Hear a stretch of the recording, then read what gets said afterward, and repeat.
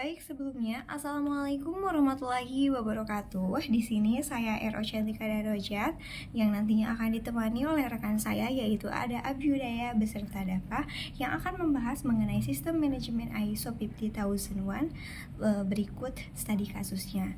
Langsung saja untuk mempersingkat waktu kita akan membahasnya. Next slide. Oke baik, ternyata pada pembahasan kali ini ada beberapa yang akan kita tinjau, yaitu yang pertama mengenai penggunaan energi, efisiensi energi, biaya operasional energi, serta kesadaran energi, dan yang terakhir yaitu mengenai lingkungannya. Nah, untuk lebih jelasnya mari kita bahas di slide-slide berikutnya. Baik, untuk pembahasan yang pertama, di sini kita akan membahas mengenai penggunaan energi. Di sini kita akan membandingkan sebelum dan setelah kita menerapkan ISO 50001 2011. Nah, di sini ketika sebelum, organisasi ternyata seringkali memiliki mekanisme pengukuran dan pencatatan yang akurat terkait konsumsi energi. Akibatnya ini sulit memahami berapa besar energi yang digunakan oleh masing-masing proses atau departemen. Nah, ternyata setelah adanya penerapan ISO, di sini organisasi memiliki sistem yang lebih terstruktur untuk mengukur dan memantau serta menganalisa konsumsi energi secara teratur.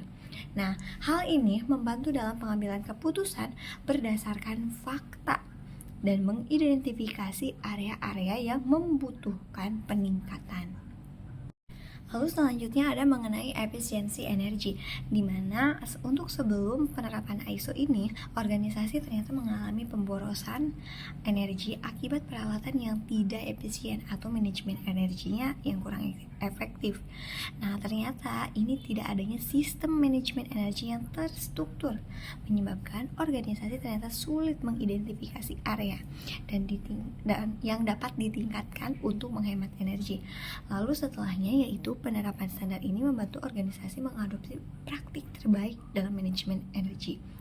Mungkin materi yang saya sampaikan cukup sekian. Untuk materi selanjutnya akan disampaikan oleh rekan saya. Terima kasih. Kemudian adalah biaya operasional energi. Nah, sebelum penerapan ISO 501, manajemen energi yang tidak optimal, biaya operasional terkait konsumsi energi seringkali lebih tinggi daripada yang seharusnya. Organisasi tidak dapat mengendalikan pengeluaran energi secara efisien sehingga margin keuntungan dapat terpengaruh.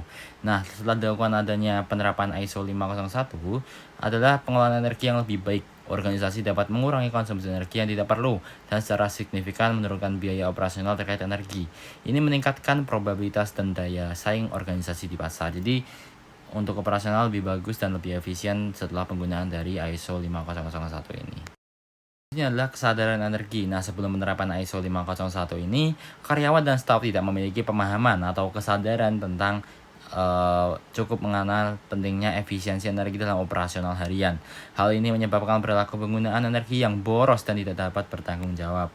Nah, ISO 501 ini setelah diterapkan, itu mendorong pelatihan dan keterlibatan karyawan dalam program efisiensi energi. Kesadaran akan pentingnya efisiensi energi meningkat, dan karyawan didorong untuk berpartisipasi aktif dalam inisiatif penghematan energi di tempat kerja. Jadi tentang kesadaran energi dalam setiap individu tentunya juga meningkat setelah adanya penerapan ISO dari 501 ini. Jadi seluruh pegawai, seluruh karyawan bisa lebih adaptif dan lebih efektif serta efisien dalam menggunakan energi yang ada. Terima kasih. Perkenalkan, nama saya Farah Pratama dengan NIM 2023-1101, di mana pada kesempatan kali ini saya akan melanjutkan pemaparan terkait ISO 50001 ini. Pada kesempatan kali ini saya akan berfokuskan pada lingkungan topiknya. Sebelum penerapan ISO 50001 pada tahun 2011, karena kurangnya fokus pada efisiensi energi, dampak lingkungan yang negatif seperti emisi karbon yang tinggi dan penggunaan sumber daya energi yang berlebihan dapat terjadi. Organisasi tidak memiliki sistem yang jelas untuk mengurangi jejak karbon atau meningkatkan keberlanjutan lingkungan.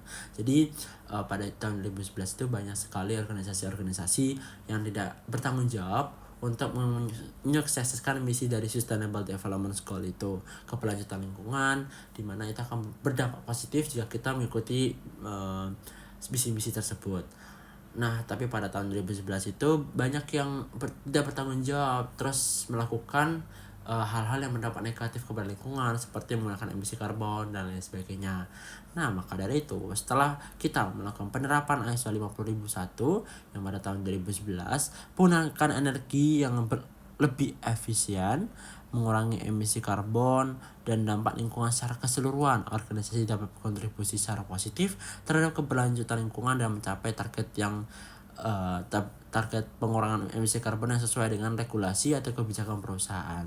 Jadi tidak hanya menguntungkan profit pada perusahaan, tapi semua organisasi perusahaan juga harus fokus terhadap lingkungan sekitarnya, karena kita merupakan makhluk sosial yang berdampingan dengan lingkungan, dengan masyarakat sekitar. Maka dari itu kita juga harus peduli dengan kondisi lingkungan sekitar. Dengan adanya ISO 50001, kita dapat menerapkan hal-hal tersebut. Sekian dari pemaparan yang telah kami sampaikan. Terdapat banyak sekali yang sudah kami sampaikan pada pemaparan kali ini. Semoga informasi yang kami sampaikan dapat bermanfaat bagi penonton sekalian, baik dari generasi muda hingga generasi tua.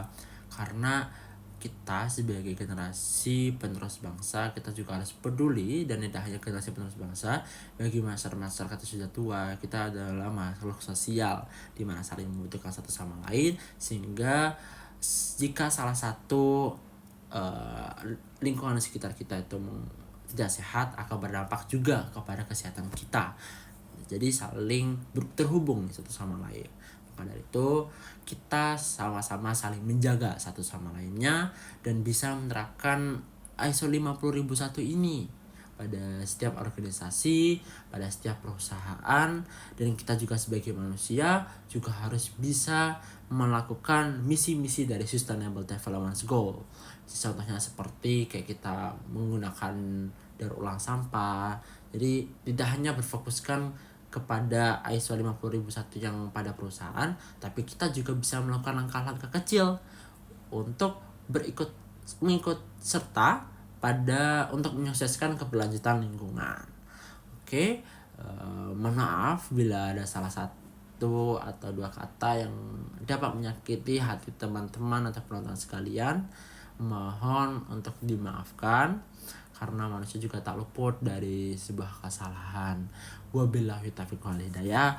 Wassalamualaikum warahmatullahi wabarakatuh.